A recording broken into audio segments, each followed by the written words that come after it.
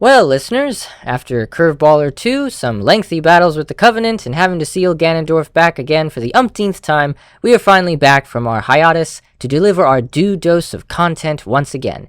This is Modern Retrospect Reloaded. Hope you enjoy.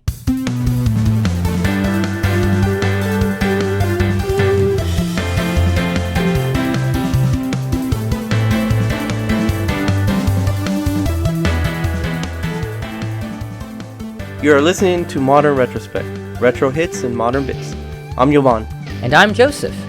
It has been a long couple months, and with them came plenty of tantalizing news and surprises. So for this podcast, we wanted to catch up on just some of the more highlighted headlines that got people talking, and obviously us as well. Alright guys, if you like what you've been listening to so far, subscribe, rate us, or leave a message if you feel extra generous. We got a fair amount to tackle, so let's dive right in. So, the first thing I'd kind of like to jump into is actually a pretty big thing that I know you and I have basically been enjoying quite a bit of recently, and that was the announced at a little at the time in July, the Nintendo Switch OLED. Not the Pro, but, a Nintendo Switch with an OLED and some minor improvements, like a better stand and stuff.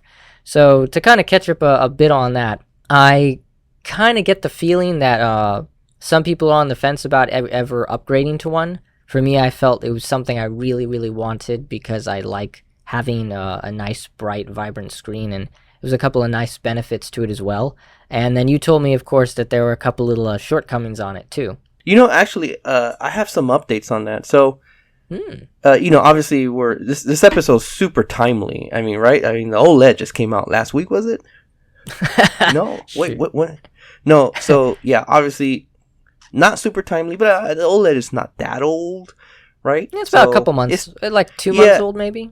Yeah, it's still relatively new, but I don't want to jump ahead too far here, but when I initially got it, obviously the screen is gorgeous, but I had a few design issues, namely the little tab to open up to where you take out your game card. That thing is such a pain to open, and that opinion hasn't changed. It's still a pain, where the original Switch was easier to open a little tab. And the other problem I had was to take out my SD micro card, which I have a terabyte one, so I don't know if it's slightly thicker than the normal one. It was a complete headache to take out. It would get stuck. I just could not get it out. I had to wiggle it out. I felt like it was going to break, etc. Oddly enough, I don't know what happened, but I guess it got a little looser. So now I don't really have a problem taking out the micro SD card. So that no longer an issue. Screen is gorgeous. The whole system itself is great. I love it. Wish I had a little bit more power, obviously, but that's a mute point. So yeah, I've been enjoying it. Yeah, me too. I'd say I was very disappointed. Do you remember when you got yours like exactly when it was supposed to come out, and I got mine like delayed or back ordered till like the end of October? So I really was sad that I couldn't play Metroid Dread on it, which is such a gorgeous game to play on that. And I started testing the hell out of it, like Hades and Astral Chain, and man, like it was almost like I was seeing them for the first time again. It's kind of funny to say that, like, I'm not trying to, like, I guess you could say, hype it up in such a way, but it truly is a wonderful difference when you play portable with, a bit point extra inches of a screen, and it's bright and vibrant, and OLED truly is really nice. And for someone like me, it was a big difference. It made me actually want to play portable even more on some of the games that look so crisp at 720. So I think Nintendo kind of made it as a way of, like, you could say it's almost like a really nice revision. You can tell also the way it's shaped and how the new dock looks. It's kind of probably what, if a Pro does come out, it's probably going to share similar traits to that, especially like even the nicer the back stand, which is actually really nice. So you can tell it's almost like they were refining a couple details, and hopefully not absolutely... It feels more premium. That's what it feels like. It just feels like a more premium product. Yeah, probably not keeping the little game card slot problem. Just add a little indent. They add a little indent. That's all they need to do. Add a tiny indent. So, but yeah, moving on from that, we want to technically jump into at least a couple of the Nintendo-related news. We're basically behind on the fact that there was a Nintendo Direct in September that actually got a lot of people hyped up for a couple things. I think it was actually one of the better Nintendo Directs for me. It got me pretty excited, some of the stuff. It was it was obviously also them showcasing like, hey, Metroid Dread comes out in October. And I have to say, I when I got the game, I ran through it really quickly. It's such a wonderful Metroid game. I haven't played like a 2D Metroid game in a very long time, so they really knocked it out of the park for me. Like, So I really I'm had a lot of looking fun. I'm looking at the notes, and everything. Bayonetta, Metroid Dread, and then you put online service expansion snafu. It's more than a snafu. They Yeah, shit I the know. bed with that expansion, dude. Snafu is the nicest way imaginable. Yeah. But I could do a whole episode on how they shit the bed with that expansion. So, that's all. That's all I'll say about that one. Yeah, it's kind of funny how we're catching up on quite a few things. It's because a lot can happen in like a span of like 5 months, and yeah. So to kind of I guess say bullet point this bit. So yeah, they showed off Bayonetta 3 finally, which I thought was gonna be at E3. I was late by about 3 months. I was late about by 3 months, hoping to see a Bayonetta, but you were right on the fact that it was not releasing this year. It's releasing next year. People are super happy to see it. It looks great. I'm one of those guys that is both likes a bit of her outfit and doesn't. But I would say that the game looks really amazing. Like, just even seeing a small gameplay trailer. And, they delivered on the trailer. They really delivered on that trailer. It looks really great, and I'm excited for it. Yeah, I do miss the Bayo 2 haircut though. That's my no, favorite, I honestly. really like the Bayo 2 And the haircut. blue. My friend hates it. My friend hates the Bayo 2 haircut. I actually really liked it. He shouldn't even be your friend anymore. Honestly, like the blue color scheme with the short hair, just perfection with the glasses, everything. That's my favorite version of Bayo, honestly. Yeah. But one of, I think, the surprises for the Nintendo Direct that I think got leaked literally a couple hours before it went live was Kirby's new 3D adventure game that kind of, for me, has a very a la Super Mario Odyssey vibe, and that's Kirby in the Forgotten Land. I'm actually really excited for that because it looks so fun. Like, it's just taking like all the concept and action design from the Kirby games that are 2D and implementing it in 3D, and it just looks really fun. Like, it actually looks very exciting and dynamic. I love the way the art style looks. It really just gives me the feeling like it's going to be kind of like a Super Mario Odyssey to Kirby games. I'm excited about the story as well. From what I saw, so I mean, the trailer is kind of vague, but doesn't it show Kirby kind of like in apocalyptic world, and then he loses his daughter.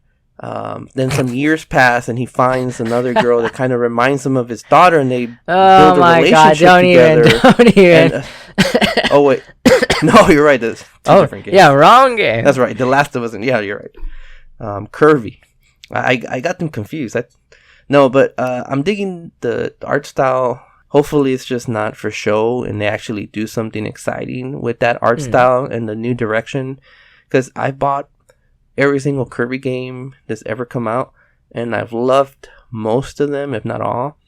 And the last one that came out for the Switch, I was pretty disappointed, honestly. And it's hard for me to be disappointed with a Kirby game. Like, my bar of what I need to enjoy a Kirby game is pretty low, and that's not in a bad way. It's just I know what to expect from a Kirby, and as long as they give it to me, and they did, but just in the most vanilla, no pun intended, straightforward way.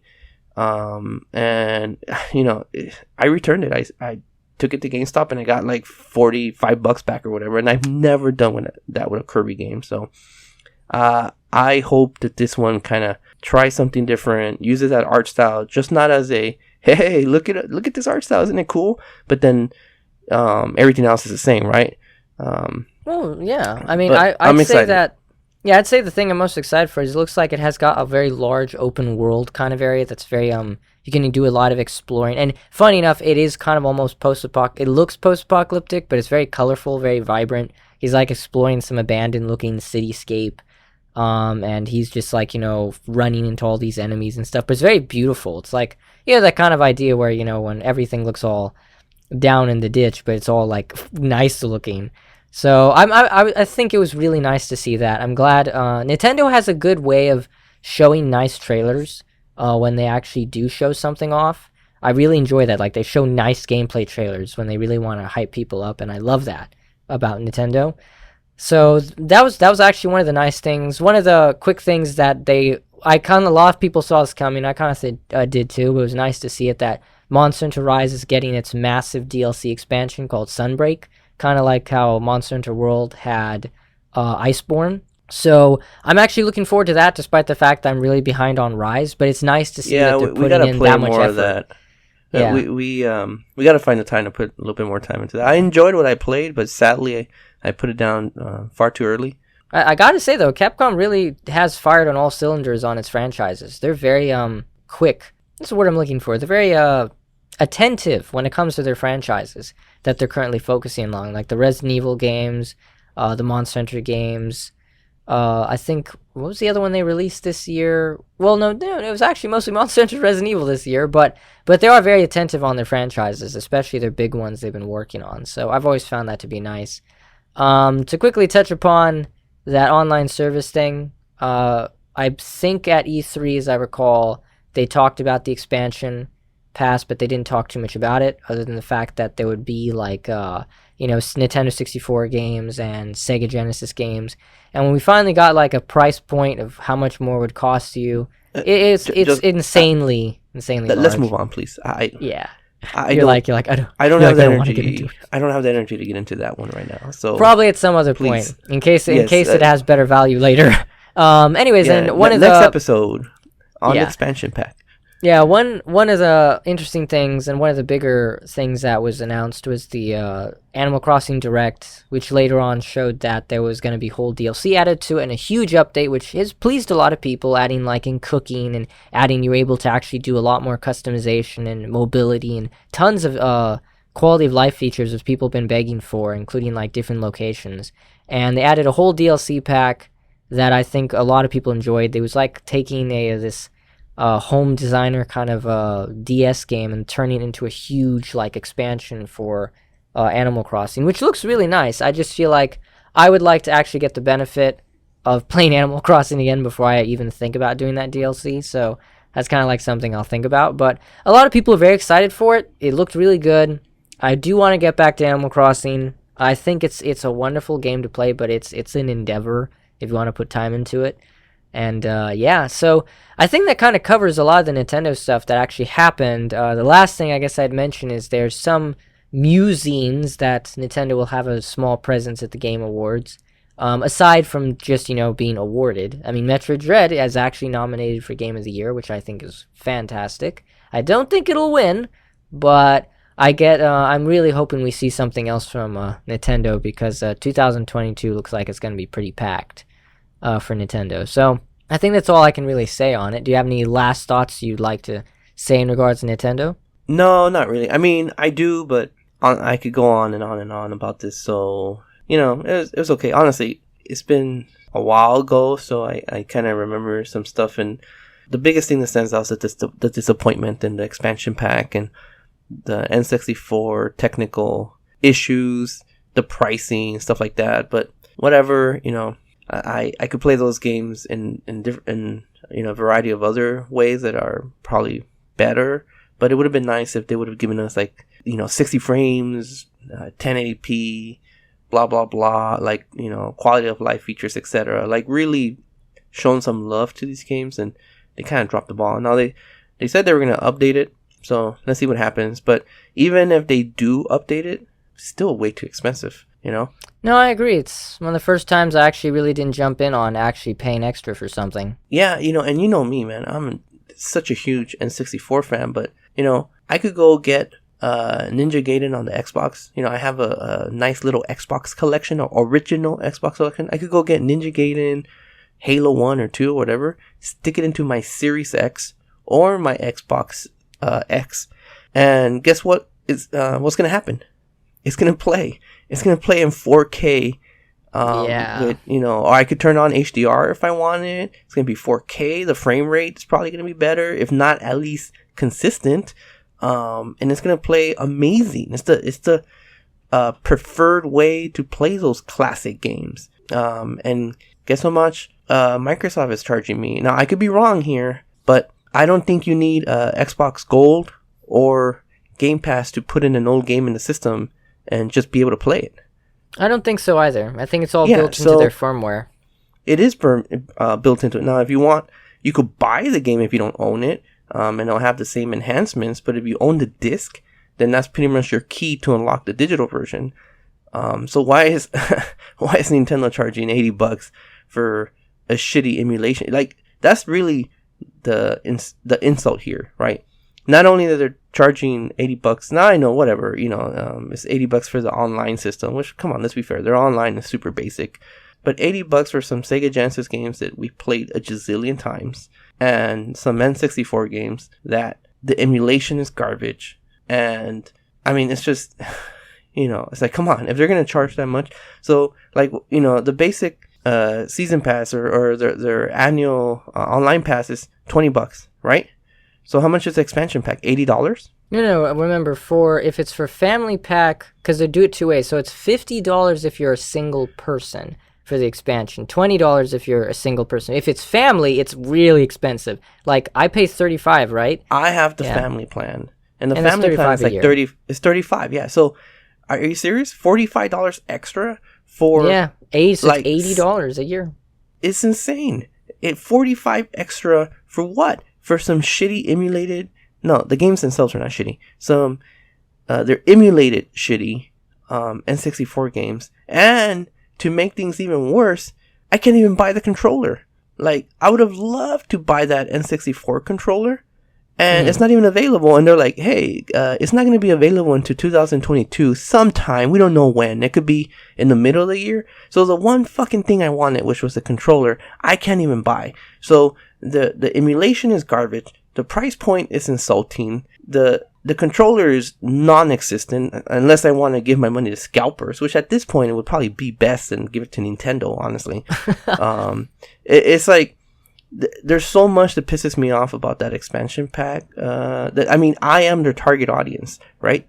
I am the nostalgia, grew up with these games, and I'm just disgusted at their effort, honestly. And Microsoft should be applauded for their effort of keeping their old legacy games alive for free with super enhancements. They go the extra mile. A lot of times they upgrade the videos and enhance them to HD quality, blah blah blah. Yeah, speaking of the enhancements, I'd like to jump into that actually a little later into the conversation, because I feel like it's something I do want to talk about a little more on. Yeah. So let's move on from this point because I could really keep going more. Yeah, I could tell. Like, I love the fact that at the very end you started actually going at it. I was trying to get past this without going into a tangent, but it's frustrating, Yeah, it is. No, I'd say it's actually peace. Probably, yeah. I'd say for me it's the biggest blunder on Nintendo's part this year. Like, I did not expect it to be that much. And what else blunder. do they have this year? I mean, this year has been super barren, right? Like, let's look at this list here. Metroid Dread was awesome, right? Super Mario Party Superstars, pretty awesome game.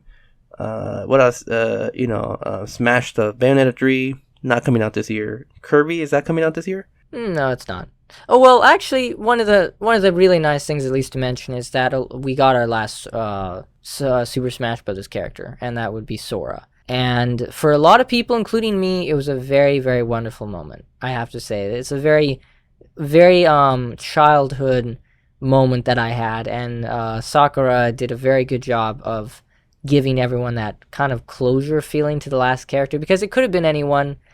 And the fact that Sora, after all this time, made it extra special for a lot of people. I saw a lot of reactions online, and it kind of touched my heart. Like, it's just so sweet. It's very nice. You know what would have made this pass really cool? This is what, if they really cared, this is what they would have done. They would have said, okay, whatever. If you're a single person, it's $50. We'll ship you the controller. The emulation is great.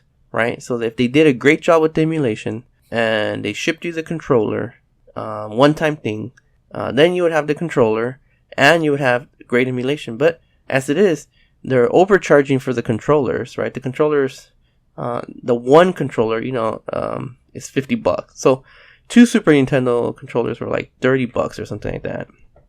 I forget how much they were, but before you could get 2 controllers for the price of what they're charging for this one controller, which is not even available.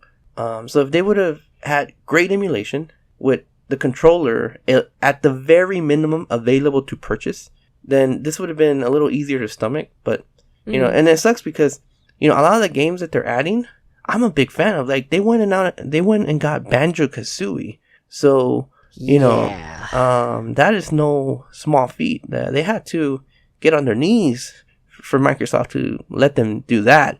And then they have Winback. They just announced today that they're adding Paper Mario. I mean, these are bangers, man. Like, hell yeah. Winback, Paper Mario, Banjo-Kazooie, obviously, Ocarina of Time, which Ocarina of Time is nearing Resident Evil 4 levels of, that game's available like in 50 other systems, Yeah. But I ain't complaining. Ocarina of Time is one of the greatest games ever made, yet the version on this expansion pack is so bad. And on top of visual glitches, it ruins the art style, the intended art style that the developers had, which the developers are Nintendo themselves. It has input lag. So, like, what the hell? So, so now you have crazy emulated input lag on top of your wireless controller input lag, on top of your TV adding input lag, blah, blah, blah, blah. Like, man, they just piss me off. Like, they have some of the greatest games ever made, and they're like, here, spit on you, I'm gonna whore you out like a cheap $5 hooker, instead of like the queen or king that they are, these games, right? Like masterpieces, and yet Nintendo pisses on them and shits on them on the way out and gives them to their fans and overcharges for them. Like, not the games themselves, because they're amazing, but what they're offering is just insulting, man. Like, they need to get their shit together, and I've thrown a lot of money at them before blindly, even with subpar efforts. Skyward Sword. But not this time. Not this time. I will not give them a penny for the expansion pack until they get their shit together. And laughably, I was on Nintendo Live yesterday, and they're like, hey, the Nintendo voice chat app was updated. You remember that? Because no one else did. I chuckled when I saw that there was an update for it. I'm like, oh, awesome. They made something less worse. Why would I ever call anybody with that shit app when I could just use my computer, phone, iPad, etc., and the experience is 10 times better, right? If they really wanted to make this service worth it, other than fixing their emulation, is add in-game voice chat to the Switch, Like, do a bunch of stuff. Yeah, I feel like they're pretty lacking on what's it called, improvement recently on their online service. And while it's been a while, we kind of hope it'd get better. It doesn't. It seems like they're thinking they can add more and somehow charge more, but there has to be a kind of give. It's always two steps. I was gonna say 2 steps forward, 1 step back, but sometimes it feels like it's 1 step forward, 2 steps back. Like, they added the Bluetooth support to the Switch. All right, cool. 5 years later, awesome. Oh wait, they don't support, like, there's a certain standard of Bluetooth. I don't know the terminology, but all I know is that using my Apple ear, phones, I get like a 2 minute, not 2 minutes, like 2 second delay on the audio. There's delay, So like their Bluetooth support has audio delay. Oh, great, right? So, well, actually, dude, that was weird. That was weird on mine, because actually mine had a delay for like a second and a half, but then it went away. It was kind of odd. Like, it took almost like time, like, because I had to adapt or something to it. So. Again, I'm not. Well, yeah, I mean, yeah, you could get used to it. And I'm not an expert on this, but on the research I've done, and it could have something to do with the Apple headset as well. But anyways, regardless, going down the rabbit hole there. That whole expansion pack thing overshadowed a lot of the other goodness here. And then this year being a barren wasteland practically for releases, it's just like, I haven't played my Switch like in the last couple months, honestly. Like it's been all Xbox and PlayStation, and that rarely happens. I normally play my Nintendo consoles more, but they're doing a shitty job of keeping momentum, and that's what I feel like. They're squandering momentum. Like, last year it was a barren year, kind of, but we're like, well, it's okay, because 2021, yeah, and like the games are gonna just roll in. What games? There's good stuff here. Don't get me wrong, but like, what was the last game? Super Mario All-Star, that's cool, or Superstar, that's cool. Skyward Sword HD, it's not bad. Metroid Dread, cool, like really good game, right? But that's not enough to sustain you for a year. It's not. You know, Well, especially no, when I Metroid see. Direct could be I beaten see like what you in 10 mean. hours. I mean, I suppose, I guess, in some cases, due to the fact that there's kind of, I guess, they've been a lot from other developers that have kind of what No, they call softened a bit of the blow, but it's been other developers mostly this year, what's a especially lot? Capcom, But actually. what's a lot from other developers? Well, technically, I'd say it's mostly been Monster Hunter when I think about it. Yeah, two Which Monster Hunter sadly has been games. taken. Yeah, I Yeah, suppose, but I two mean, they were Monster Hunter spaced games. out. They were spaced out pretty well, though. And then there There's were technically, what was it? There was okay, but Metroid, there was Super Mario Party. but Big the Brain here's the Example. problem though that so for instance, you right, you're into Monster Hunter, so you bought the Monster Hunter games, right? Oh yeah. What if you're not into Monster Hunter game? Where are the variety of game releases and like That's when you true. have the purpose of having a lot of game releases is it no matter who you are, there's constant stuff like if I'm someone and I got into Monster Hunter for the first time this year, and part of that was because there wasn't anything else. Like if there was other releases, I probably would have skipped Monster Hunter, you know? I'm glad I got to try them, but if you're not into Monster Hunter, okay, well, fuck, you better be into Superstar, right? Well, goddamn, if you're not into that, then Metroid Dread, you know. So, like, all the games that we could name, and there's not a whole lot, is contingent on you liking every single one of those genres and games. And if you don't, then that the releases just get a little slimmer, you know, to virtually, like, wasteland. That's kind of my problem, that Direct was great, although we haven't had one since. So, Well, yeah, you know, I'd say. Well, the direct was in September. I don't think they usually are oftenly either like what every 3 to 4 months, but most of all the stuff they showed said 2022 anyways. So in the end, it's just kind of like, well, I guess we're waiting for 2022. yeah, So I guess so, yeah. yeah. So in the end, it's kind of weird because I know we talked in E3. E3 was actually them showing 2021, 2021, and then a couple 2022s. And most of their games, I think one of the other ones was Shinigami Tensei 5. That came out, I believe, like a couple months ago. Not a couple months ago, I think like last month. I forget there was, I think, I'm getting some of these titles confused, but it was mostly a lot of games that technically were going to come out, and they were like smaller games, I believe. But I knew mostly third-party ones. But now everything's more like 2022, so... Anyways, that's my piece on the Nintendo, the Direct, and they're kind of the feeling I have right now of where they are, and hopefully, and I feel like I keep saying this year after year. At least for the last 2 years, I feel like I keep saying hopefully 2021. So hopefully 2022 has a lot more releases from them, or third parties in general, because it's kind of slow to a crawl, honestly. I mean, I don't have any like a lack of things to play, but it would be nice to play new Nintendo games. You know, we were better off with the 3DS in the sense of when the Wii U didn't have anything, the 3DS was coming out with, oh yeah, you got nothing to play on your TV? Well, here's a little Link to the Past. Bam, you know? Here's like this Pokemon game, this, that, blah, blah, you know, Steam, blah, blah, blah, Steam World, whatever. Like, I forgot the name. Which was the name of that game? I think it was like SteamWorld Headhunter. That's what it was. No. Anywho, like, it just felt like there was a shit ton of releases on the 3DS where I'm like, okay, yeah, there's nothing. Oh, you're talking about the older ones, like SteamWorld Heist and SteamWorld Quest and all that. No, other stuff. no, the Dig, Nintendo one SteamWorld with Dig. the strategy. No, that was SteamWorld Heist. That's SteamWorld Heist. No. The Nintendo one, like it's a strategy game, by Nintendo. Oh, that's a very good lord. I forgot the name of that one. It kind of had like it was like famous people, but in like a steampunk like fashion. Yeah, like I forget the name of it. But anywho, like on the 3DS, they always had releases.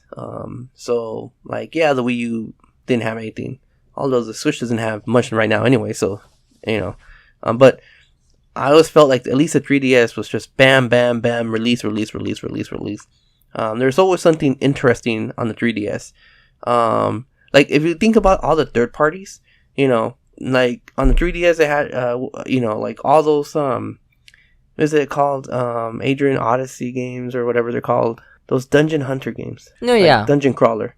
I forgot their name. Funny enough, they're still releasing them. I've seen quite a few of them actually on the Switch. On the Switch?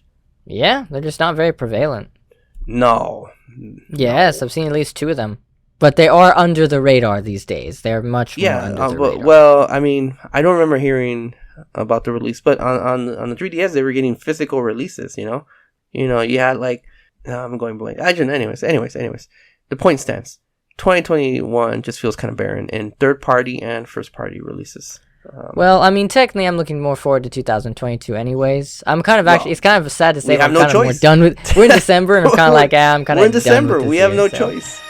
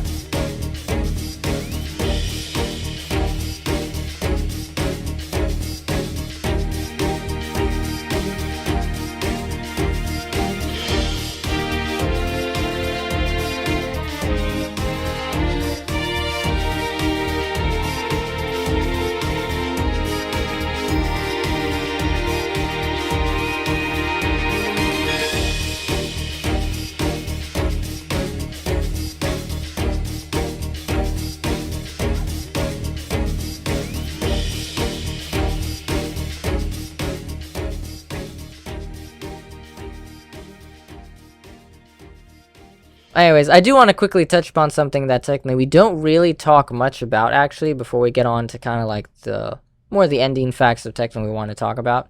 But there was basically a day where Disney decided to talk about a bunch of their stuff for Disney Plus. And usually, like, I myself wouldn't find myself talking a lot about this, but the only reason why is because I feel like just how crazy some of the stuff they technically were pumping out was. Now, it was obvious that they were giving, like, that they were going to give updates on like Star Wars and stuff. So Book of Boba Fett comes out this month. I'm actually really interested in that. I'm really looking forward to that. Hawkeye came out just a little while ago. I've been watching some of that. So far, it's actually really good.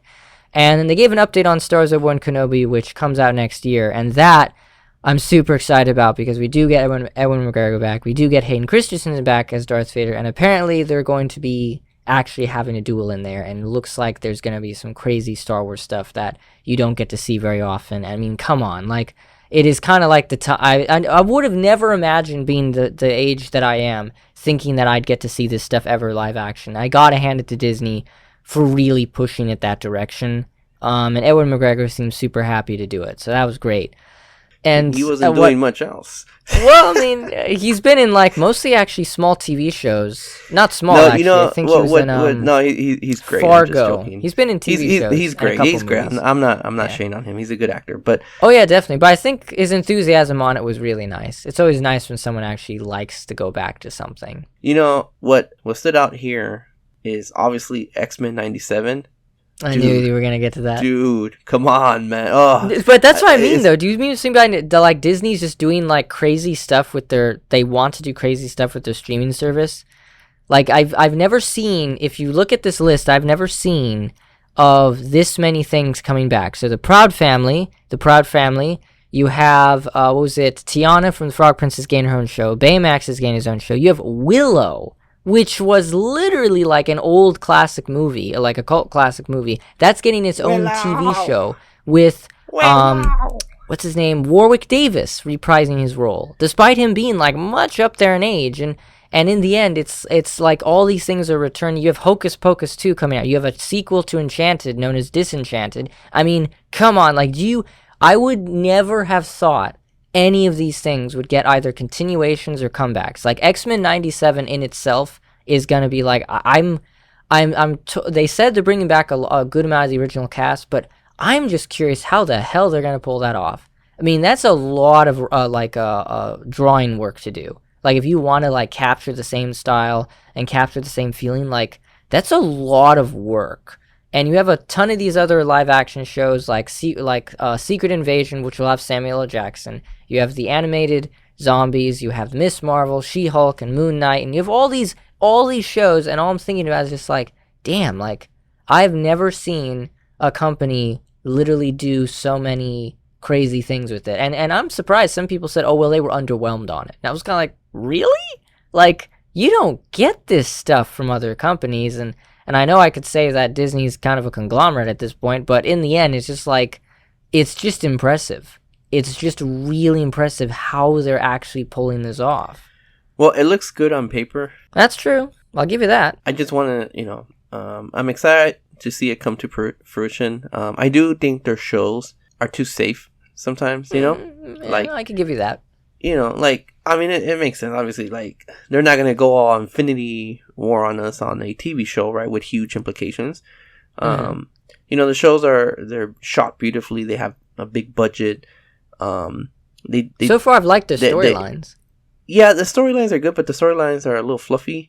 You know what? I'm split on this. They can feel a little fluffy. Like, sometimes you'll watch episodes of, Scarlet Witch and they almost seem like filler, and it wouldn't be too bad if it wasn't that there's like 6 episodes, They're short seasons, right? So like if there's like 6 episodes or whatever and you watch an episode, you're like, well, shit, nothing happened in that episode. The Scarlet Witch one, I forgot the name of that show. Oh, WandaVision. WandaVision. I liked it, yet it frustrated me that nothing seemed to happen. Like, they did a great job of making you think this stuff is happening, yet nothing happens. And then it would end with a teaser, and you're like, oh man, episode 3 is gonna be like the shit. And you watch episode 3, and it's like, nothing happened again. It was a slow burn show, but I felt like it did a good job of how it accumulated. But it just didn't give you any answers until like the end, So like, you just watch, like, it just seems like they just keep pulling the rug from under you at the end of each episode and say, next episode. And you just never got answers until the end. Now, they got better at that as they did the other shows. But, they're good. It's just, they're a little too safe. Now, just because there's some filler might be the wrong word. Like, I'm not saying that there needs to be like an Infinity War style plot line. But I wish they had more weight, right? Like, no, I could understand that. There's not like, they're not killing anybody important because that's for the movies. Big stuff happens, but not too big because that's for the movies. Like, it just needs more weight. In regards to that, that's one thing I will say is that I get the feeling that most of the weight, though, is left for the end. For example, a lot of them said when they asked Kevin Feige, like, when new movies come out, should you watch the shows to keep up to date? And he says, no, you're probably going to have to, since we're having them very interconnected. And I think I know what he means, because at the end of WandaVision, she's in a very different place. Like, she's in a very different mindset. She's changed a lot. And I feel like, dude, it's funny. So I feel like more of the weight from the shows is the character development and less of the actual implications of what's going on. Aside from maybe Loki, but I have no idea what Loki's going to do with that. So I get the feeling that what I enjoy about them, at least, is I enjoy that they're almost like getting the chance to fully explore a character or a set of characters that didn't have as much time. Like Wanda Maximoff and Vision got a ton of time in here that made me actually really, really enjoy them. You know what they feel like? They feel like an extended, extended movies or director cuts or whatever. Oh, yeah. And like, like the Fellowship of the Ring, right? The theatrical is freaking amazing. So it's perfect, basically, like, almost. But then you watch the extended edition and you're like, oh, that's a neat scene. Didn't have anything, like leaving it out doesn't hurt the movie in any way. But, it was a nice scene. It was nice. I'm glad I got to see that. And it explains some extra stuff. But you're not important, because if you were, they would have left you in, and they didn't, so they cut you. But, haha, I'm glad I got to see you, anyways. That's how the shows feel, like, oh, that's neat. Some character progression and development, and I'm glad I got to see you. For me, I'm all for that. But if I hadn't, I enjoy that the stuff. movie enjoyment would not have been, any worse. And if you were really important, they would have put you in the movies.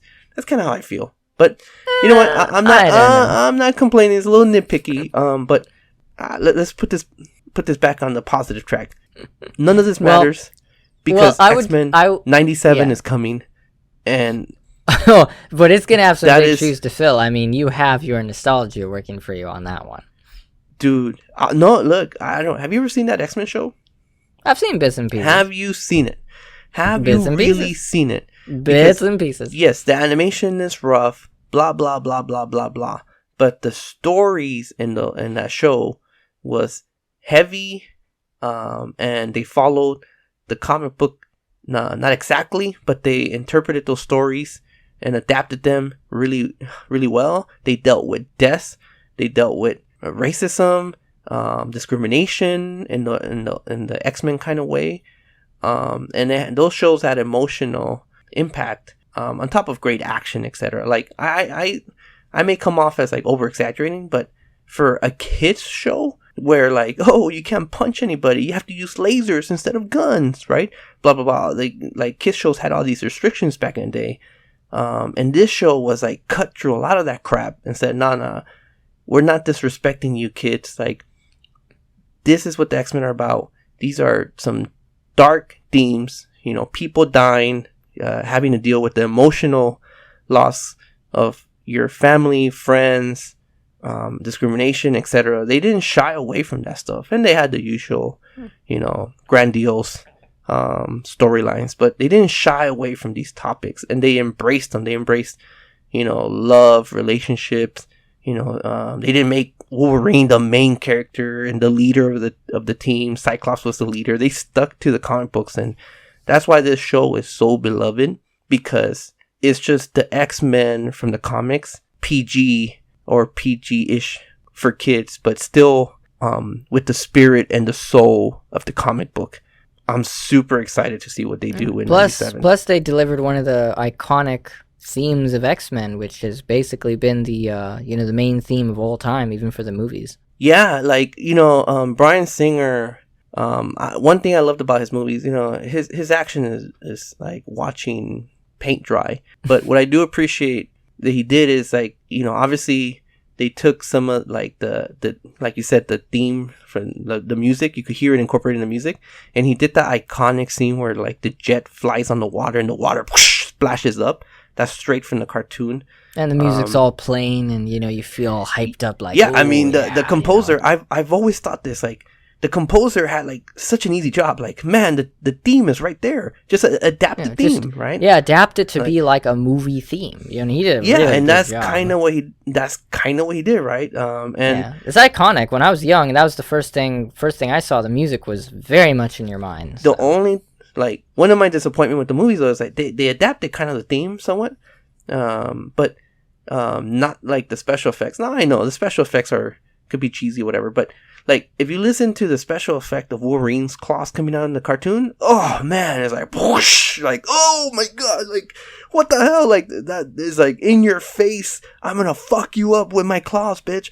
But then you listen to the movie and it's like this limp whoosh, like really plastic, kind of like, I'm like, oh, really? That's it? Like, and I know they went with a realistic sound effect, but dude, this is X-Men. This is the comics. Like when Cyclops shoots his laser, and the cartoon is like so iconic, but then the movie's like weak. Like, I wish they would have adopted some of the sound the cartoon sound effect. Yeah, but like punchier, obviously, like for the movie, right? Now, funny enough, Bryan Singer, when he adapted Apocalypse for the movie, which was terrible. But a lot of people agree. But one of the things he did that I appreciated is like during certain sequences, he kind of mimicked the Apocalypse voice. The voice actors that did Apocalypse in the cartoon. He during certain sequences with Apocalypse kind of raises his voice in the movie, it goes straight into that. 100% he took inspiration from the cartoon Apocalypse voice. You could kind of tell as he went on later in some of the X-Men, he tried to be a little more cartoonish, but I think he just didn't do it as well to an effect that could have been done. So I feel like the X-Men's franchise went a little more off rails on that point. But yeah, well, I would say that I would still say, yeah, X-Men 97 is that's pretty big shoes to fill. I'm just curious if it'll get me off this X-Men train, because man, I could keep going. Oh yeah, definitely. So, but yeah, I would say so far for me, Disney Plus was Disney Plus Day was an exciting day. I'm curious to see how it'll all pan out.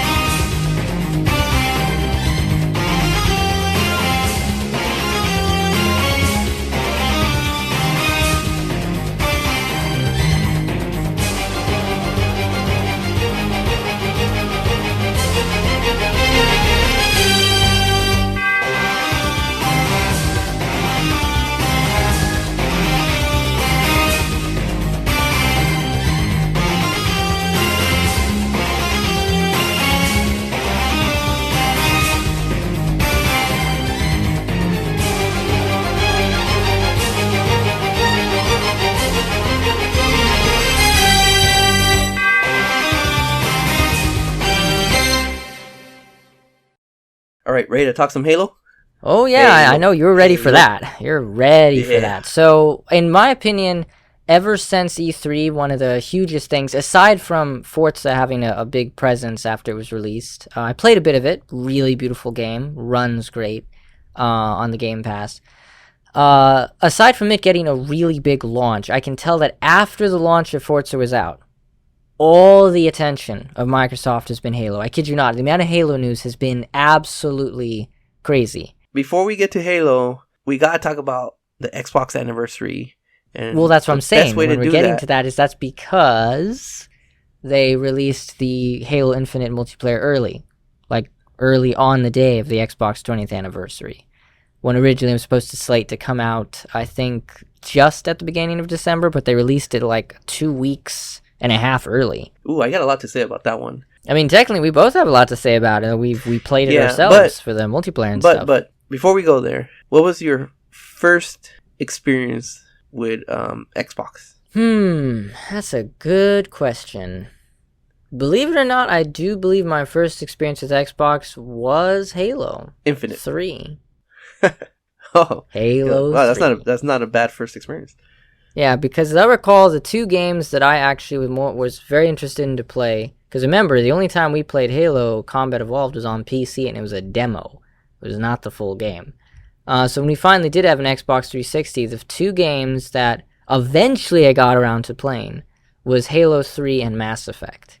And in my opinion, those are two very amazing games to play, like, at the time. Like, they were really, really big deals, and they had good impressions on me. Mass Effect probably more than Halo 3, but Halo 3 was a really fun game to play. And it was very different from what I'd played before. Oh, yeah, for sure. I got to try out a couple months, I think it was a couple months after the system released. I can't remember, but it had to be around that timetable where, I was like a GameCube guy. I mean, my GameCube's amazing, and it was. And my friend, who's a PlayStation guy, I don't know how or why he was compelled to buy an Xbox. But he did. He got an Xbox, and he's like, dude, you want to try it? And I'm like, fuck, no. Why would I want to try that shit? Like, I got my GameCube. I'm straight. And he's like, well, I'm going to bring it over. And he brought his Xbox, and he had Halo. He's like, you guys want to try it? And we're like, no, let's just play Smash Brothers, dude. Get that shit out of there. So, after a while, he's like, you just get bugging. He's like, all right, let's put this piece of shit on, and let's try it out. Put on, and, what's the first thing you hear? Oh, with the dun, and then, dude, try multiplayer, and as much as I try to be, like, like, please, like, this isn't great, it didn't take long for me to be like, I mean, my friend kicked our ass because he had been playing it a little bit, but it did not take long for me to be like, wow, like, this thing is amazing, and more, like, the system was impressive, but the game was what really blew our skirts away. And right away after that, like, all we wanted to do is just Halo. I went and I bought an Xbox immediately.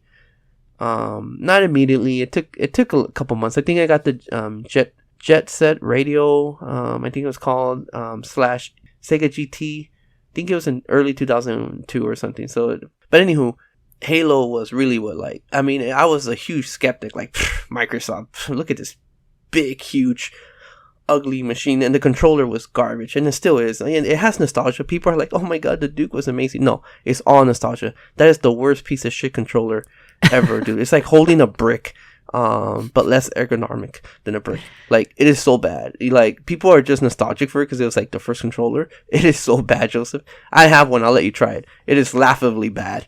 No, I've actually had to play on an old Xbox controller back then, dude. But the S1 or the Duke, because the S1 no, isn't. I think. Well, no, you're right. Actually, maybe it was the S1 or the S1 isn't bad. It's not super great, but it's okay. It's good. But the Duke, oh my god, the white and black button placement is just like, were these guys like Microsoft Office is just taking lines of crack when they thought of that? It's just that controller was just so bad, and that system was so heavy that they did the breakaway controller. So like if you hit the controller by accident, instead of bringing the system down and crushing you to death, the controller wire snaps away. That's how heavy the machine was. But jeez. Anyways, Halo, Xbox Live, Halo 2. I mean, I'm not a Xbox fan. Like, I'm a Nintendo fan, not to that level. But Halo will forever be one of my biggest gaming experiences, you know. And in turn, it's Xboxes. That's the system you played it on. So, happy 20th anniversary, Xbox.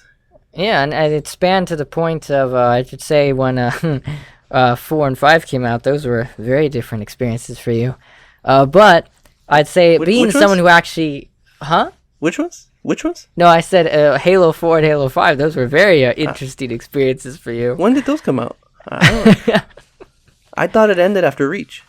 Oh, of course. Anyways, but I'm gonna have to go do my research. I don't remember anything after Reach. I'm sorry. Yeah, sure you do. Anyway, so the thing is I feel like since it is the 20th anniversary, one of the things that they not only did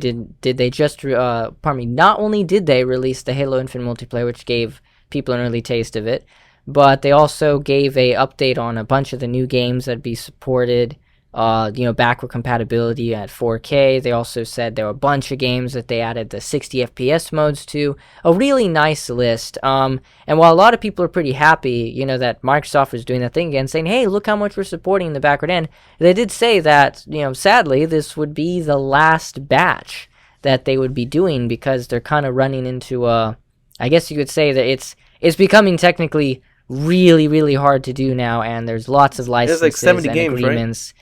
Yeah, and those licenses are expensive, dude. Yeah, and I mean, I would say this: the amount that they've done over the last 3 years has been impressive, nonetheless. They've been going hardcore, like trying to be super supportive, more so than any other of the three, and it's incredible. It's actually really, really upstanding of them because it takes a lot of money to put that much software and hardware dedication into supporting the old generations. And for sure, like they had to pay for all these games that cost money, research, manpower. Yeah, they had a whole. I think they said they have a whole team dedicated to doing nothing but that. For sure. So like the fact that they're releasing, like they have hundreds of backwards compatible games and all that effort, licensing, etc., and runs makes better total than original. Sense. Yeah, for sure. So it makes total sense that they're charging us extra for those games, right? Mm-hmm. Oh no, they're not. Wait, I knew what you were doing. No, you're right. Knew they're exactly not. what you were doing. I caught it, and I was like, "Wait a second, what?" No, it's totally free. Yeah. Oh, well, my bad. Who would charge extra? Let's just move on from I know where that's going. But anyways, the thing I wanted to say was that while that it's great, and some people are disappointed, like, oh, if this is the last batch, there are a couple games I was kind of hoping for. But I feel some like noticeable standouts. Like I'm missing Guitar Hero stuff, Beatles, Rock Band, the Rock Band games. I think the Batman games are still missing. The Transformer games are still missing. War on Cybertron and the other one I can't remember, but there's a few in here. Lord of the Rings strategy game is missing. There's a few standouts here that are sadly missing and we'll never get. So like that means that the 360 is not 100%. Like I can't replace my 360 completely. Yeah, you were kind of hoping to, but it's. I mean, I'll put it this way: they did a really good job. Oh, for sure. For them to even say that this was like the last batch, pretty sizable batch that they updated. For sure. So it's great. Yeah. They did an amazing job. Yeah, I would say there wasn't too much else that they got onto in the 20th anniversary aside from like special edition stuff they were releasing and the Halo Infinite multiplayer, as well as basically the backwards compatibility passes and updates and stuff. It was a very like it wasn't the biggest thing, but it was nice. It was a nice little 20th anniversary of them. Yeah. It was cool. They did an amazing job. Although to get some of those games that I'm missing, like say they said, guys, we put in a lot of time, money, and manpower to get you these hundreds of games for free. If you own these games, then bam, you get them for free, right? Just put the disc in, they'll download the digital version, right? But if any future new games that we add, there'll be like a $3, $5 fee. So say they come out with the Transformer games, right? You put in the disc. Would you like to unlock this for $3 or whatever? The Wii U kind of did this a little bit. And you're like, yeah, for $3 or whatever. Yeah, and then you get to download. So any missing games, you could download them digitally in your Xbox Series X. And that way, truly, it could replace the 360. I would have paid money To kind of finish off the collection. I mean, you never know if technically they might do that. It's not a they nitpick, did say it was the last huge batch they'd ever do, but I mean, as I said, it depends. I really feel like it depends on demand. We'll see if it actually kind of goes any farther than that. I don't believe it will, but we'll see if it does. But as I said, like it's a nice thing. And actually, speaking of, I guess you could say, impressions on these things. As I recall, when the Halo Infinite multiplayer came out, someone had a bit of trouble with the controls. Was that me? Oh, gee, I think Yvonne. But to be fair, so yeah, I bitched and struggled with the controller at first, and then I'm like, Joseph, this is different, and you were probably like rolling your eyes, haha, shut up and play. And then I'm like, this is modern. This is modern controller. Then I got you to play Halo 2, and then you had the same exact experience, but just flipped. So you could understand how if my true my last experiences with Halo are the old ones, and then you play the new game. The controller is different, and it took a while for me to get used to it. But luckily, I went in there, and I think they have like a legacy option where I could match like the controls for Halo 3 and some of the old Halo. So, for instance, like instead of pressing the left trigger to do the aim down sight or whatever, you push on the analog stick. Good lord! I pressed down on the analog stick because any old school Halo fan worth salt knows that to snipe or zoom in with the gun or the battle rifle, you click on the stick. It's Halo, right? It's like in Super Mario, A is always to jump, at least on the jump button is always the same, but then you change the jump button, it's like, whoa, what the hell? Like, this is different. Like, it's just one of those series things. It's so ingrained in the series. And I know what you're saying, like, well, like, I need to adapt and grow and change and blah, blah, blah, blah, right? But it's that whole argument that if you change enough things about a series, is it still the series that you grew up loving? Well, I suppose, but I feel like controls can always be changed and shifted to what you want anyways, so I don't feel like it really loses much identity if you can literally just remap buttons. So I feel like it'd be more on an actual gameplay mechanic level that a thing can either lose or regain its identity. I guess you're right. You know what? That's a good point.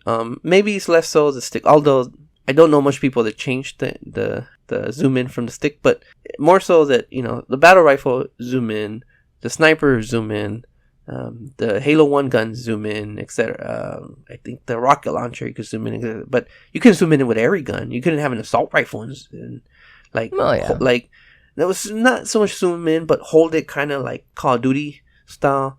So I'm not a fan of that. I'm just gonna get I'm gonna get the bad stuff out of the way, and I'll make it quick, I promise. So Halo 4 is garbage. Quick? Halo 5. Yvonne? Yeah, Halo 4 is garbage. Halo 5 is less garbage.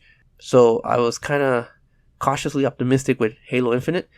And besides me absolutely hating slide and hating run and hating aim down sight, because they're all from Call of Duty. And they are. Can't argue that.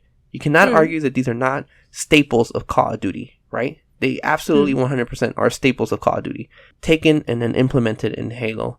But to 343's credit, and there's other little nitpicky stuff like the music and the announcer, blah, blah, blah. But the gameplay itself is as close to Halo 3, Reach, etc. that they've ever come to. Like, I'm really enjoying, other than the sliding, blah, blah, blah, but I'm really enjoying the multiplayer.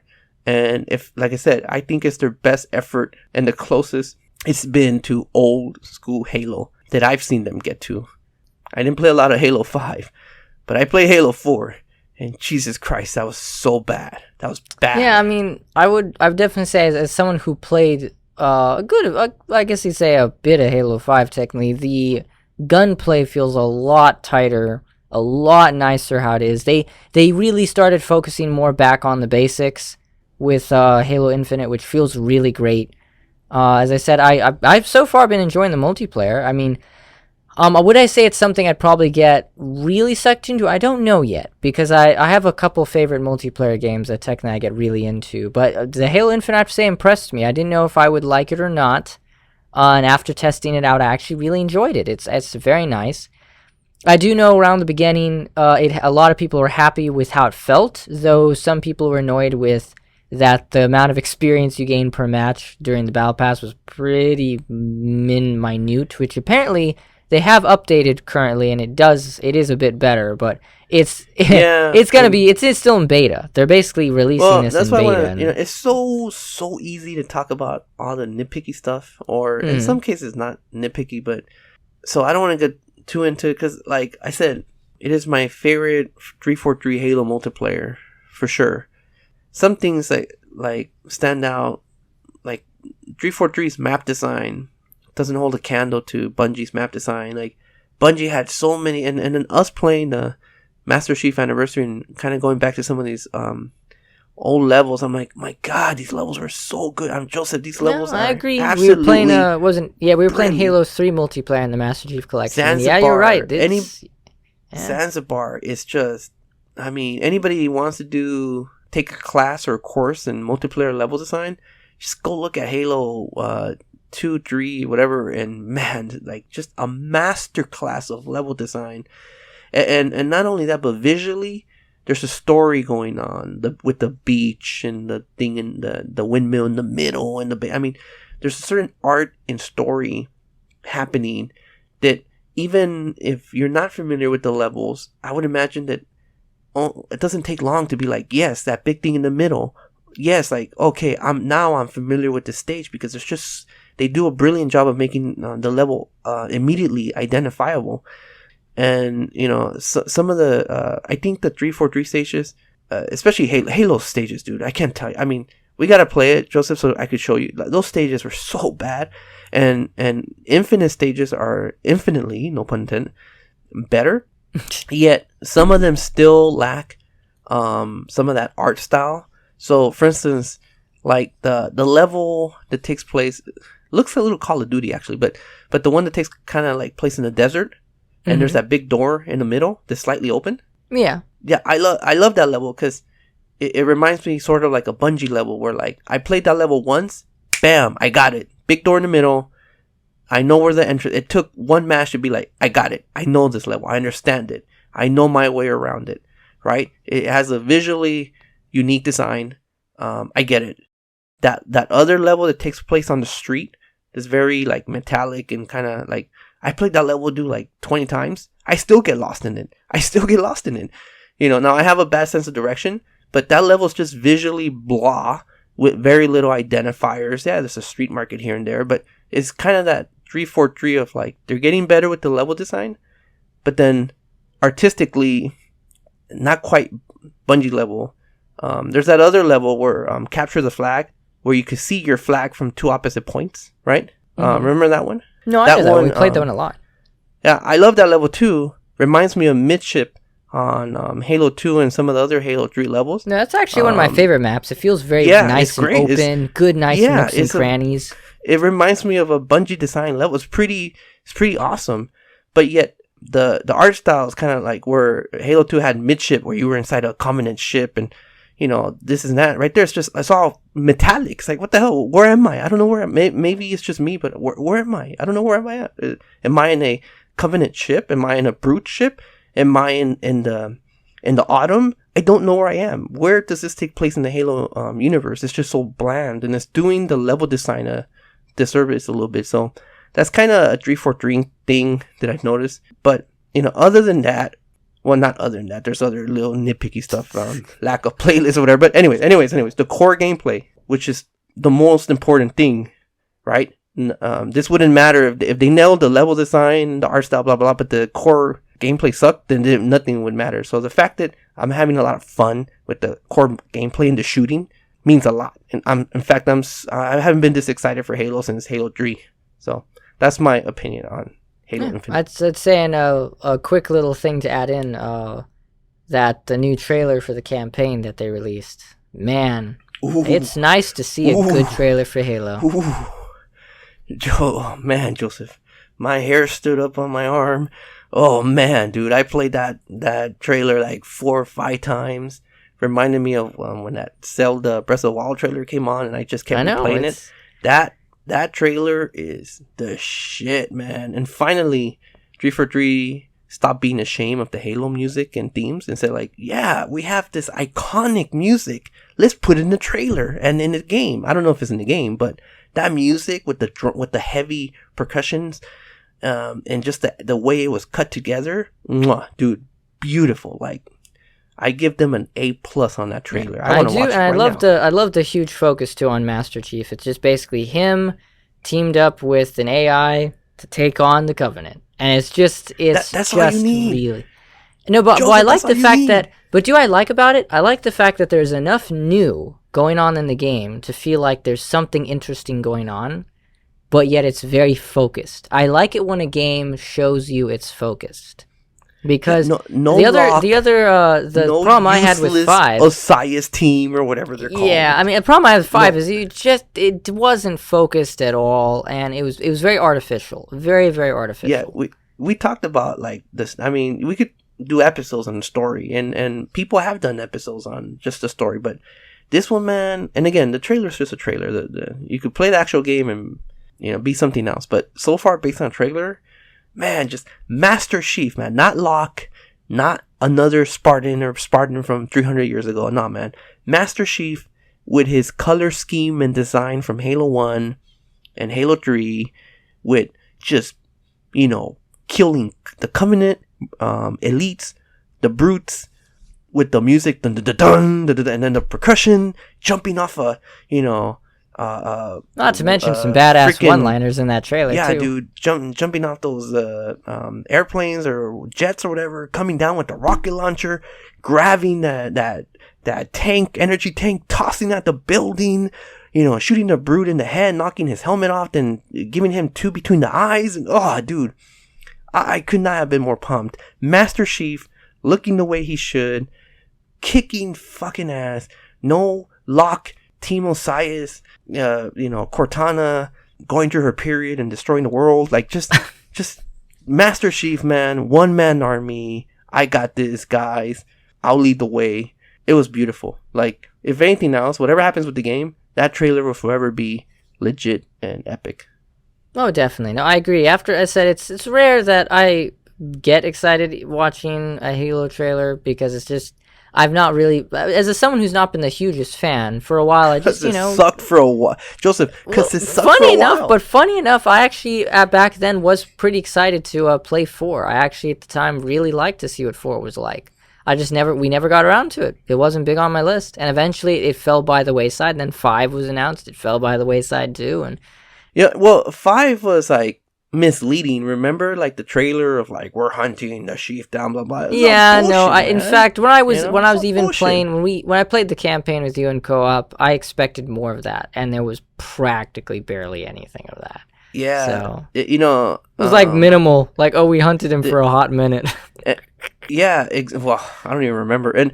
And trailer has a strong lineage of like amazing trailer. Like the trailer for Halo 2. Where it starts out showing like gameplay, and then it goes into like a cutscene of him being chased, and then he ends up at the end of a bridge surrounded by a bunch of elites, and then like all these things are coming down from the sky because they're invading the Earth, and then Cortana tells Master Chief takes out a sticky bomb, and then Cortana says, "Bet you can't stick it," and then Master Chief says, "You're on," and then he throws it and it like goes to black. Oh my god, dude, like me and my friends, we lost our shit. I could not be more. Mario, who gives a fuck? Zelda, I don't give a shit. It was all about Halo 2 at that time. That trailer was like, I can't express to you like that phrase, "Bet you can't stick it," is still on like so iconic that me and my friends still sometimes repeat it, like, "Bet you can't stick," it's such an and then Halo 3 was no slouch too with its freaking iconic trailer of him looking down like at a big Covenant thing and then the ground opening up, and dude, Halo was just known for the most hype trailers. And then Halo 4 came out, and insert laugh track, and then Halo 5, which was interesting but not hype, and then turned out to be incredibly misleading. But now this trailer, fuck, man. I'm throwing my money at Microsoft. Yeah, right and now. I like the fact it was just basically showing off, what you can do in the game and a bit of the story that's going on. It looks great. That's all I want to see. I want to see how it looks. How about that, right? So Halo 5 was just like, we're hunting him. All this melodrama garbage, right? They probably spent, they spent so much money on that because if you remember the trailer, it was a mix of live action and whatever. Oh, yeah, They totally. must have spent a shit ton on that trailer. and you could wipe your ass with it. But here is a trailer cut from gameplay to Halo music. Iconic, old school, slightly kind of changed, but Halo, dun dun dun dun dun dun dun, and just cut to him doing what Master Chief does best, and is a gazillion times better than that overproduced, overexpensive garbage that they cut for Halo 5, which was fitting because it fit the overproduced garbage game. Yeah, I'd say it's a long time coming. And when you really think about it, it's one of those few times that a franchise is kind of realizing, like, okay, like, yeah, we need to get back to the basics. It only took 2 games for 343 to be like, it's almost like 343. You know what? This is hubris, dude. This is 343 saying, like, disrespecting. I'm gonna get around it because it has to be said. It has to be said that 343 was just like, they took something that they didn't build, that was built on the shoulders of other people, and they got on their high horse and they're like, no, all these Halo conventions and Halo norms and tradition, piss on that. We're fucking 343. Bungie, who? We're gonna change everything you love about Halo, and you're gonna fucking love it because we're the new kids on the block. And they fucking fell on their flat face. Like, if they would have done it Breath of the Wild style, then yeah, you know what? I would be here being like, yeah, this is different than I grew up, but it's fucking badass. But it wasn't. If they fell on their face. And then with Halo 5, they try to be like meet in the middle between, all right, we're gonna still do some Halo 4 stuff, but we'll throw some bones to you old school fans and try to and mix it, and it just didn't work. Not for me, at least. And now with Halo Infinite, they're like, okay, you know what? We get it. I think they're under new leadership too. The guy came out on IGN Unfiltered recently, and he's an old Bungie guy. So it seems like they kind of said, all right, fine. You guys want Halo? We'll give you Halo. You want the music? You want the gameplay? Blah, blah, blah. And you know what? Because they're doing that, then stuff like the slide and the running and some other changes I don't like, I'm willing to kind of forgive them because they're giving me enough Halo that I'm willing to let the new stuff slide. Ah, damn it. You set that one up too easily. Oh, God.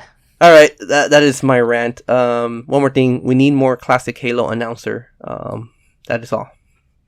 Yeah, I remember you told me there was a petition for it. So speaking of that, I think recently they announced that Halo Infinite players who actually do have the Game Pass Ultimate will be getting monthly benefits in the multiplayer, which I think is nice. I'm kind of like, oh, that's a nice little perk, to be playing it and everything. So I feel like that's a nice little incentive for me. And speaking of which, there are a few games in this month for the Game Pass that I'm pretty excited about. The Gunk, a very funny name. For a game that's actually the first 3D Microsoft Studios made game or funded game from the people who make the SteamWorld games, from Image and Form. So it's their first 3D adventure, and I'm excited for that because I really like the art style. And it looks really I remember that one. Yeah, I saw the trailer. Yeah, and so I'm just happy. It's nice to actually be able to test these out if I like them, on Game Pass. They come out this month, so it's kind of nice to see actually what's going to appear. So I think that actually, as far as I can tell, covers what I wanted to get into. We talked about Nintendo, the recent stuff that's been happening for the last few months. We talked about the Disney Plus Day. We talked about the 20th anniversary as well as Halo. Because as I said, it's been mostly a lot of that. There's so much more to talk about, but we'd be here forever doing that. And the last thing I want to just kind of, I guess, finish up on is what you're currently playing, Yvonne. All right, I'll make this kind of quick and sweet. So I'm playing Guardians of the Galaxy. Super funny, kind of buggy, but I'm loving it. I'm having a lot of fun with it. I recently also passed Resident Evil 7. I had stopped playing it for no reason other than just I got distracted. But I ended up finishing that one. Pretty cool game. Super, not super, but harder at the beginning, and then got super piss easy at the end, unfortunately. But I liked it. And then I went back and finished Resident Evil 3, which I really liked. I might have actually even liked more than Resident Evil 2, just for the fact that Nemesis wasn't such a bitch like Mr. X, where man, that guy wouldn't leave you alone. It's like a crazy ex-girlfriend is like, get off my balls, dude. Leave me alone. Let me solve some of these fucking puzzles. You know, in the original Resident Evil 2, like in the library or whatever, you can solve those puzzles uninterrupted. But here, Mr. X is like, fuck, dude, get the fuck away. Like, he chases you throughout the whole police station, and you can't shake the motherfucker.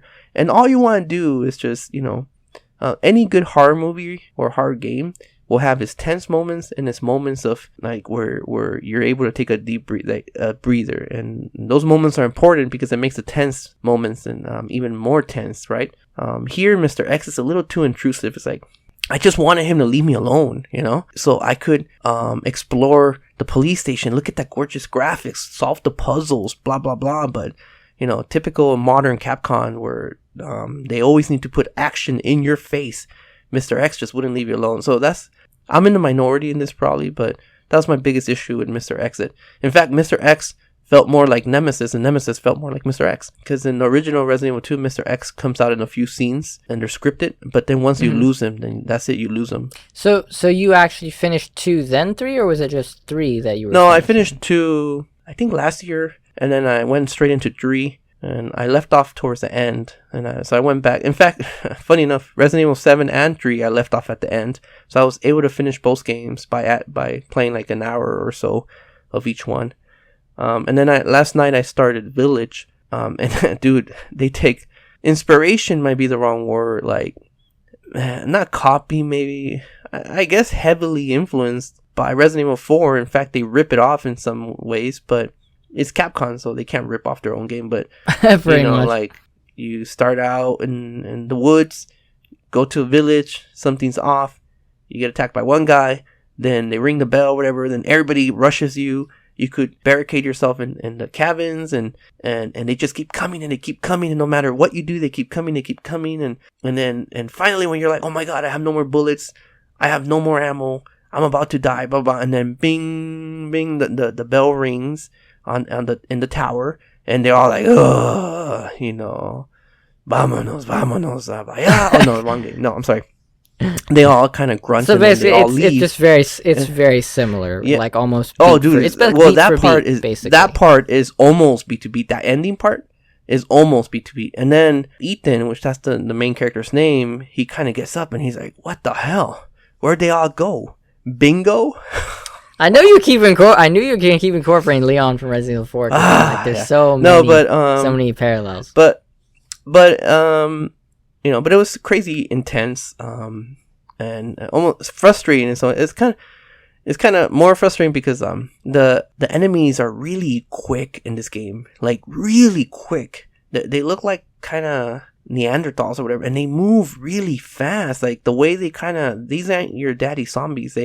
They make quick movements to the left and right, and they're very athletic, and they rush you fast. And your gun, you might as well be pissing on them. Their gun is useless, and it is, you know, I still need to learn the mechanics.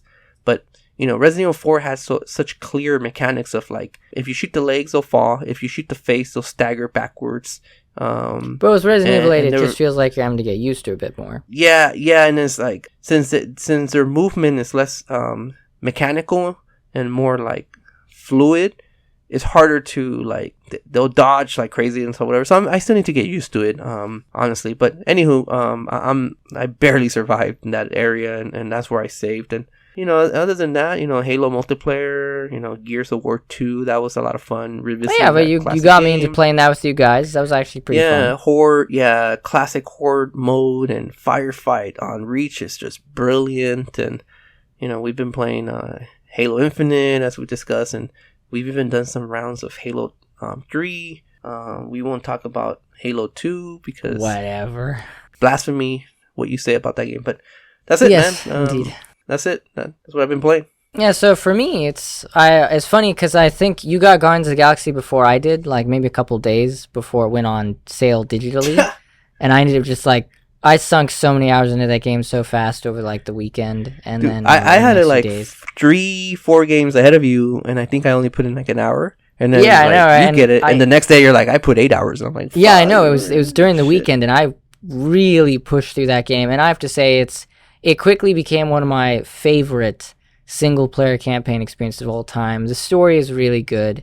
The characters are great. I love them. The acting is like, it's kind of funny. Like, at first when you play the game, you're kind of like, you're having to get used to the voicing. It's very different. It's not like the movie characters. But then you slowly just realize how much you really enjoy the voice acting and how the characters come to be. And it's so in-depth. It's deeper than I expected. It's a wonderful game. It's not the hardest game ever, and the combat could use some refinement, but I always felt like I was having fun playing the game.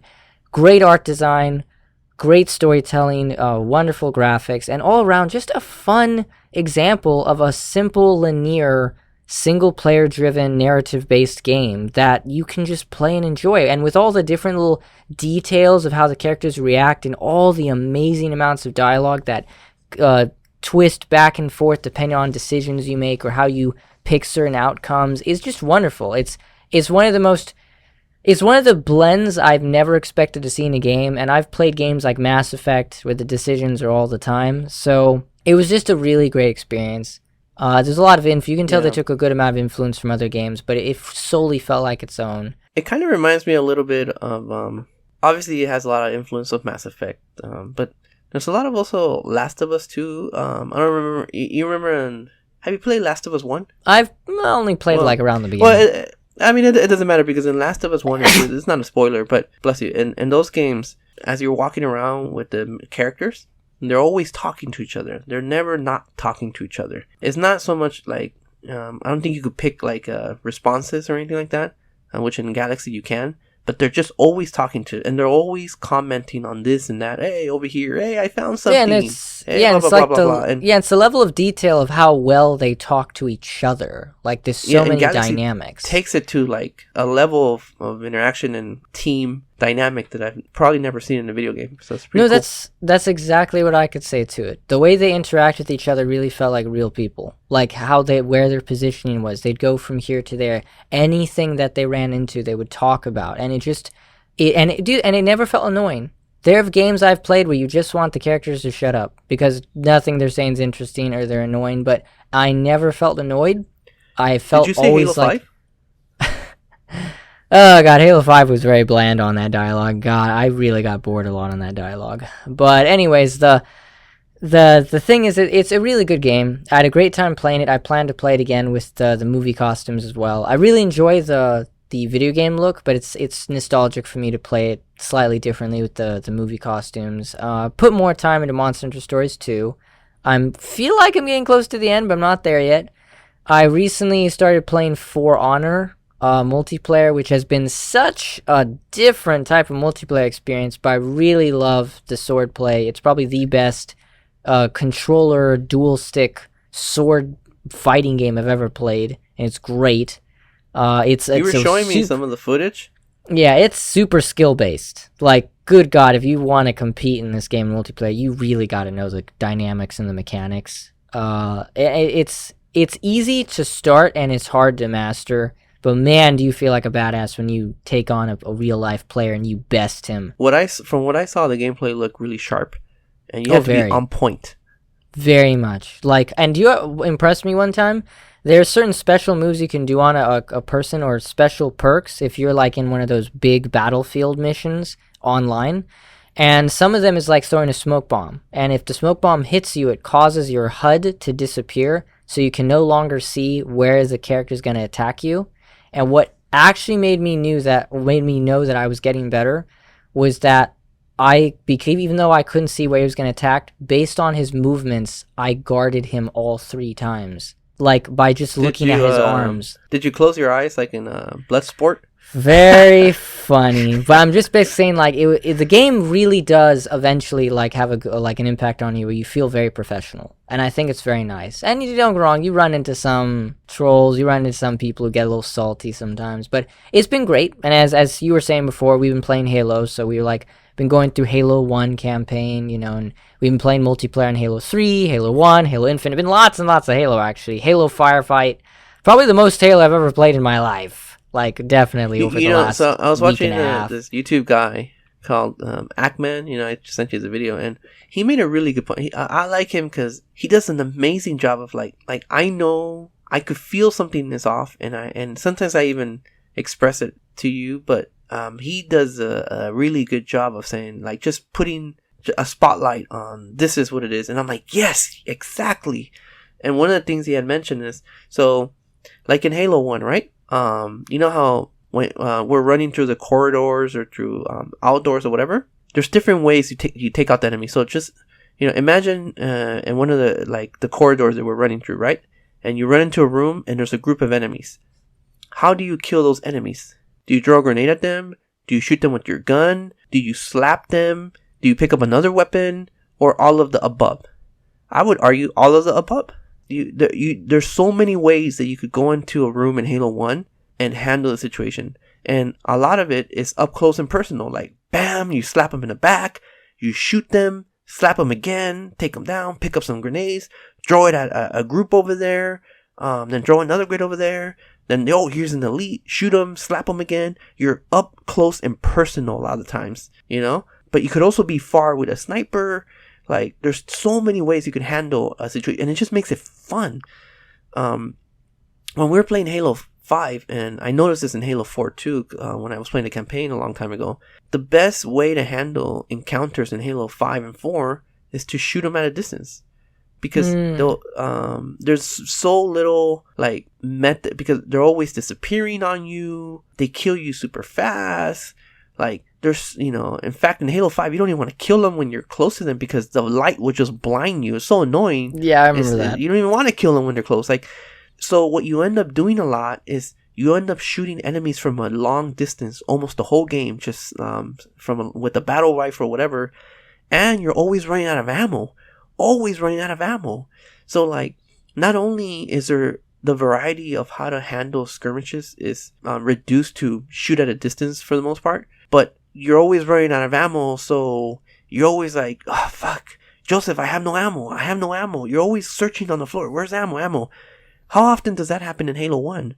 In Halo 1, you're not like, it happens, Joseph, but not that often. No, but most of the time you can go through a ton of an entire section without having to grab, you could change your weapon or anything. There's tons of ammo. So, like, and not only that, but there's a shit ton of grenades on the floor. It's such a small thing, but it's brilliant. There's always grenades for you to pick up. So what that means is, since you're always stocked up on grenades or the sticky bombs, you're always, like, walking into a situation and sticky bomb here, sticky bomb there, blah, blah, blah, blah. There's so much fun in how you take care of them. But in Halo 4 and 5, once you run out of bombs, that's it, you're fucked. There's hardly any bombs. That actually reminds me, though, that in the end, I feel like you can kind of tell that's when certain things changed in first-person dynamics, where it became less of having more, oddly enough, and they thought making it more challenging meant you had to have less. But I feel like that's something actually I want to see if we'll run into that same problem on Halo Infinite, since it's going to come out in 6 days? I'm curious. So. I'm curious too, because I forget the name of those robots in Halo 5 and 4 that kind of disappear in a flash. But think long and hard. Well, like, we played through that whole game in Halo 5. How often do you remember slapping them to death? Because I don't know if I did it once. No, I don't think. Right? I think I might be did like. Yeah, it wasn't often. I don't even remember seeing you doing. No, usually you blew them away all the time from a distance. Exactly. Yeah. Now that I'm thinking, and in Halo 1, that is a strategy. You there's an elite. You shoot him, slap him, shoot him again, or shoot him, slap him, slap him. Like, slapping is part of, like, it is a rhythm. Grenade, shoot, slap, shoot, grenade. It's a total dance of combat. It's super fun and exciting. But in Halo 5, it's like, shoot, shit, I run out of ammo. Shoot, oh shit, I run out of ammo. I mean, it's like, it's subtle. I would say, technically, I feel like, sadly, we won't be able to find out kind of together like we did in some of the other Halos, just for the reason that Halo Infinite's going to be really delayed on its co-op. But I actually feel, oddly enough, very compelled to play the campaign alone as well, because I'm very interested to see what it does. Because I have to say, I'm pretty excited. I've not really been that excited for Halo. I'll try it. It would be the first campaign of Halo I've ever passed on my own, other than Halo 4. But that's just because none of my friends wanted Halo 4 at that point. Halo, I know to play, yeah. So because of the multiplayer, but anyway. But that's kind of like I'll try it. Yeah, that's kind of like what's been going on. That's kind of what's gonna happen. So technically, that's. I think so far, though, I've been very satisfied this year of all the stuff I've played. It's been very nice as we're getting closer and closer to the end of the year. I've actually had a lot of fun this year in games specifically. It's just been a lot of everything. I've actually enjoyed the fact that I've gotten to take time to test out a little bit of everything. Like I have a designated PC now, and it's really nice to be able to like try some of the other stuff as well. It's really good. So being able to try all that, and there's a lot of stuff to look forward to. There's plenty more that we're going to be talking about in the next week or so. And including some interesting things that I hope we can really touch upon next week.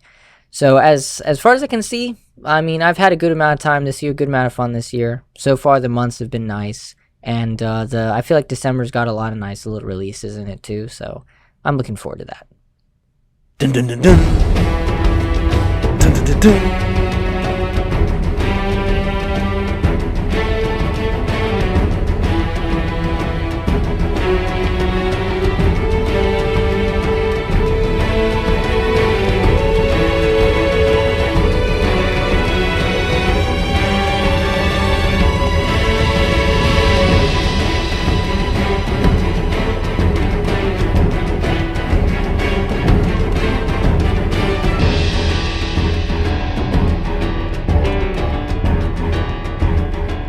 We hope you enjoyed this week's episode of Modern Retrospect.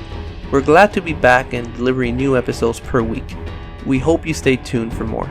You can find us on Anchor, Spotify, Apple Podcast, and everything else. If you enjoy our ramblings, please feel free to subscribe, rate us, or leave a message through email, social media, or voice so we can hear your feedback on today's topic. If you want more retro hits and modern bits? Just hop on back, because we're definitely back. You have a good one. Joseph. What? Bet you can't stick it. You're on.